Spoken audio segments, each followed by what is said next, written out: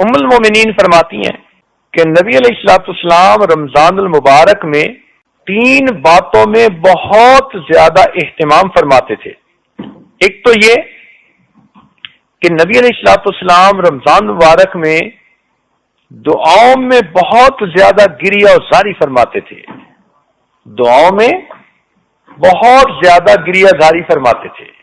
تاہم رمضان المبارک میں قبولیت دعا کے بڑے اوقات ہیں۔ ایک بات پہ ذرا غور کیجئے گا، ساری مستورات ذرا توجہ سے بات سنیں، ایک نقطہ سمجھانا مقصود ہے۔ اگر بالفرض کوئی اللہ کا بڑا کامل ولی، کوئی بڑا عارف، کوئی بڑا نیک متقی پاک باز انسان آپ کو یہ بتائے کہ مجھے کشف میں یا خواب میں یہ بتایا گیا ہے کہ اس وقت آپ جو دعا مانگیں گی وہ قبول ہوگی، یہ قبولیت دعا کا وقت ہے، تو یہ بات سن کر آپ کیسے دعا مانگیں گی؟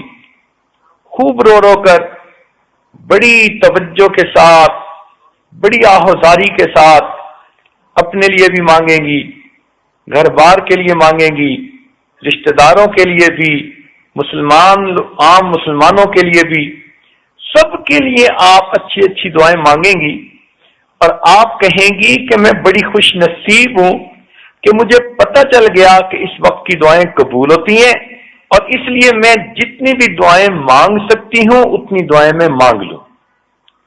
اگر ولی کے کہنے پر آپ کی یہ کیفیت ہے تو ولیوں کے سردار، فرشتوں کے سردار، انبیاء اور رسولوں کے سردار حضرت محمد مصطفیٰ احمد مجتبی صلی اللہ علیہ وسلم نے ارشاد فرمایا کہ روزہ دار آدمی افطار کے وقت میں جو دعا کرتا ہے اللہ تعالیٰ اس کی دعاؤں کو قبول فرماتا ہے۔ تو اب ہمیں افطار کے وقت کتنے اہتمام سے دعا مانگنی چاہیے؟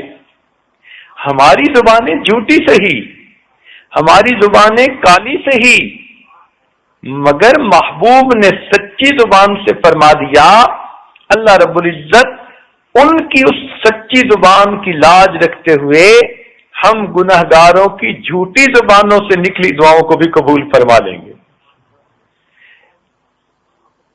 اگر کسی آدمی کا بیٹا کوئی کمٹمنٹ کر دے نا تو باپ اس کی لاج رکھ لیتا ہے، تو کیا خیال ہے کہ اگر نبی علیہ الصلوۃ والسلام نے فرما دیا تو اللہ رب العزت اپنے محبوب کی لاج نہیں رکھیں گے؟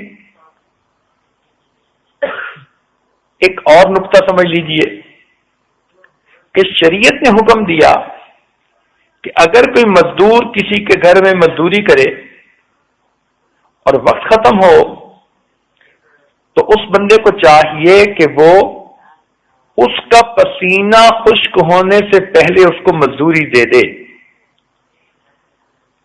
اب جب شریعت ہم کمزوروں کو یہ حکم دیتی ہے کہ ہم مزدور کا پسینہ خشک ہونے سے پہلے اس کو مزدوری دے دیں، تو کیا خیال ہے کہ جس بندے نے اللہ رب العزت کے لیے سارا دن مزدوری کی، روزہ رکھا، بھوکا رہا، پیاسا رہا، تکلیف اٹھائی، اب جب اس کی افطاری کا وقت ہوگا تو کیا اللہ تعالیٰ اس کو فوراً مزدوری نہیں عطا فرمائیں گے؟ فرق اتنا ہے کہ جس مزدور کو ہم گھر میں لاتے ہیں کام کرنے کے لیے، ہم اس کے ساتھ مزدوری طے کر لیتے ہیں کہ بھئی اتنا تمہیں دیں گے، تم ہمارا یہ کام کر دو، تو کام کرنے کے بعد ہم اس کو پیمنٹ کر دیتے ہیں۔ لیکن جو بڑے ہوتے ہیں وہ طے نہیں کرتے، وہ کہتے ہیں جتنا کہو گے دے دیں گے۔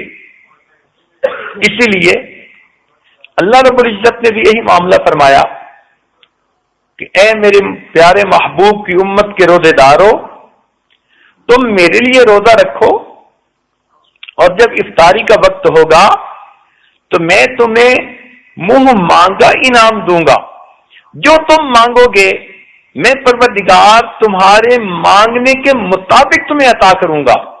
مانگنا تمہارا کام ہے اور تمہارے دامن کو بھر دینا یہ میرا کام ہے۔ اس لیے فرمایا کہ روزہ دار کی دعائیں قبول ہوتی ہیں۔ حدیث پاک میں یہ فرمایا، اس کا کیا مطلب کہ اللہ تعالی روزے دار کو افطاری کے وقت میں منہ مانگا انعام عطا فرماتے ہیں۔ اچھا، اگر کوئی بندہ اس وقت انعام مانگے ہی نہ تو اس کو کیا ملے گا؟ اور ہماری عورتوں کا، بہت ساریوں کا یہی حال کہ افطاری کی چیزیں بنانے میں اور دسترخوان سجانے میں ایسی مشغول ہو جاتی ہیں کہ ان کو بتانا پڑتا ہے کہ جی روزے کی افطاری کا وقت ہو چکا، اب تم بھی افطار کر لو۔ اس کا مطلب ہے کہ یہ وہ مزدور ہے جس نے مزدوری تو کی، مگر جب دینے والے نے کہا کہ کتنا چاہیے تو اس کو مانگنا ہی یاد نہیں تھا۔ اس سے بڑی غفلت اور کیا ہو سکتی ہے؟ عورتوں کو چاہیے کہ اپنے خامدوں کو یہ بات سمجھائیں کہ افطاری کی ہر چیز آدھا گھنٹہ وقت سے پہلے تیار ہو کر دسترخوان پہ پہنچ جائے گی، اور آخری آدھا گھنٹہ بجائے اس کے کہ ہم کچن میں چولہے پہ کھڑی ہوں اور کبھی ایک چیز تلی جا رہی ہے، کبھی دوسری چیز پک رہی ہے، اس میں لگنے کی بجائے یہ آدھا گھنٹہ، یہ 20 منٹ، یہ 15 منٹ مصلی پر بیٹھ کر اللہ رب العزت سے دعائیں مانگیں۔ عورتیں اپنے گھر کے سب بچوں کو اپنے پاس بٹھا لیا کریں اور معصوم بچوں کو کہیں کہ وہ بھی ہاتھ اٹھائیں اور دعا مانگیں۔ اگر بڑوں نے گناہ کیے تو چھوٹے تو معصوم ہیں، کیا پتا ان کے معصوم ہاتھوں کے اٹھنے پر ہی اللہ کو رحم آ جائے اور اللہ تعالیٰ آپ کی دعاؤں کو قبول فرما لے۔ تو اس لیے عورتوں کو چاہیے کہ افطاری کے اس وقت کی قدر کریں، اور اگر کسی گھر میں ایک ہی عورت ہے اور اس کے لیے کھانا پکانا بنانا بھی ضروری ہے تو دعا تو دل سے مانگی جاتی ہے، ہاتھ سے تو نہیں مانگی جاتی۔ ہاتھ کام کاج میں مشغول ہوں اور اس حالت میں بھی آپ اپنے دل ہی دل میں اللہ سے دعا مانگ رہی ہوں تو گویا آپ بھی اپنے رب سے اس وقت میں منہ مانگا انعام حاصل کر سکتی ہیں۔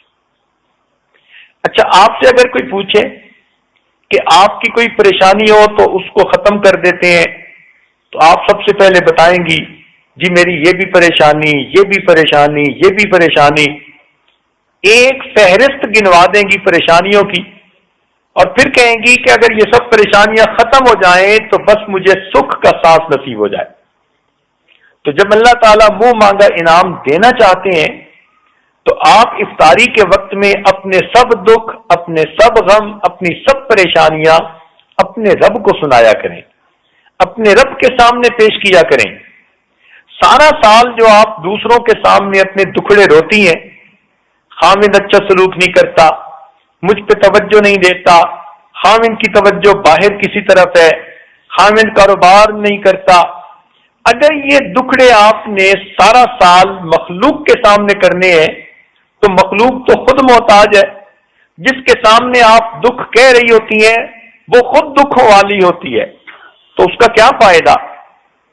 اب آپ اپنے دکھ اس پروردگار کے سامنے کہیں گی جو سب کے دکھوں کو دور کرنے والا اور سب کی پریشانیوں اور مشکلات کو حل کرنے والا ہے۔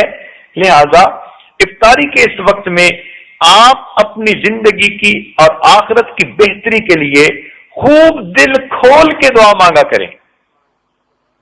وہ ایک آدمی نے کہا اے اللہ مجھے آپ اتنے بلین ڈالر عطا کر دیجئے، تو سننے والے نے کہا وہ اتنے زیادہ؟ اس نے کہا بھائی آپ سے نہیں مانگے، پروردگار سے مانگے ہیں۔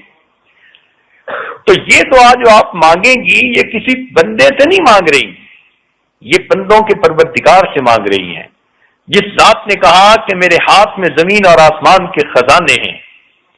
اب جب اس سے مانگیں گی تو آپ محسوس کریں گی کہ مانگنے والے کا دامن چھوٹا ہے اور پروردگار کا دینا اس سے بھی زیادہ ہے۔ ٹوٹے رشتے وہ جوڑ دیتا ہے، بات رب پہ جو چھوڑ دیتا ہے، اس کے جود و کرم کا کیا کہنا، لاکھ مانگو کروڑ دیتا ہے۔ وہ پروردگار تو ہمارے مانگنے سے زیادہ بڑھ کر ہمیں عطا فرماتا ہے۔ نبی علیہ السلام نے ارشاد فرمایا للصائم فرحتان، کہ روزہ دار کے لیے دو خوشیاں ہوتی ہیں، فرحت عند الافطار، ایک تو جب روزے کی افطاری کا وقت ہوتا ہے اس وقت اس کو خوشی ملتی ہے، ایک خوشی تو یہ کہ روزے کی عبادت مکمل ہوئی، اور دوسری خوشی یہ کہ اس وقت کی دعائیں قبول ہوتی ہیں۔ اور ایک فرمایا فرحۃ عند لقاء الرحمن، کہ جب قیامت کے دن روزے دار آدمی اللہ رب العزت سے ملے گا تو اس وقت بھی اس کو خوشی نصیب ہوگی۔ کیوں خوشی ہوگی؟ اللہ رب العزت اس کا استقبال فرمائیں گے۔ ہم تو اللہ تعالی سے اس کے محبوب بندے، مقبول بندے، اس کے دوست بن کر پیش ہونا چاہتے ہیں، تو پھر اس کا آسان طریقہ کہ ہم اپنے روزے کو صحیح انداز آداب سے رکھیں اور افطاری کے وقت میں دعا مانگیں کہ اللہ ہمیں یہاں پر مغفرت عطا کر کے خوشی عطا فرما، اور جب آپ کے پاس قیامت کے دن حاضری ہو تو اللہ وہاں بھی مسکرا کر ہمیں اپنی تجلی نصیب فرما۔ کہ افطاری کے وقت روزے دار کی دعا قبول ہوتی ہے، تو ہمیں تو چاہیے کہ افطاری سے پہلے خوب اللہ سے دعا مانگیں تاکہ ہمارے سارے کام اللہ آسان فرما دے۔ دنیا میں انسان اپنی مشکلات کو دور کرنے کے لیے جتنے اسباب اختیار کرتا ہے، دعا اس میں سے سب سے بہترین سبب ہوتا ہے۔ تو کیا ضرورت ہے کسی کے سامنے شکوے کرنے کی، کسی کو بتانے کی، او جی میرے بیٹے کو نوکری نہیں ملتی، میری بیٹی کے ہاں بیٹا نہیں ہوتا، او جی بیٹی کو رشتہ نہیں مل رہا، کہنے کی کیا ضرورت ہے؟ افطار کے وقت دعا مانگیں، اللہ تعالیٰ ان دعاؤں کو قبول فرمائیں گے۔ ہم نے الحمدللہ اپنی زندگی میں 2-4 کی بات نہیں، 100-200 کی بات نہیں، ہزاروں لوگوں کو یہ بتایا کہ افطاری میں دعا مانگیں۔ وہ دعائیں جو آپ کو ناممکن نظر آتی ہیں اللہ رب العزت ان کو بھی قبول کریں گے، اور ہزاروں لوگوں نے ہمیں بتایا اللہ نے ان کی دعاؤں کو قبول فرما لیا۔ انہونی دعائیں بھی قبول ہوتی نظر آئیں، تو دعا قبول ہوتی ہے۔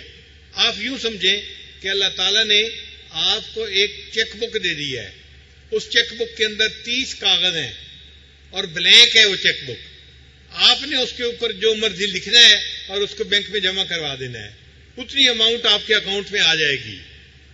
یہ جو 30 دن ہیں یہ بڑے قیمتی دن ہیں۔ پروردگار ہمیں ان محفلوں میں آنے کی، سننے کی، عمل کی توفیق عطا فرمائے اور ہمارے گناہوں کو اپنی رحمت سے معاف فرمائے۔ وآخر دعوانا ان الحمد للہ رب العالمین۔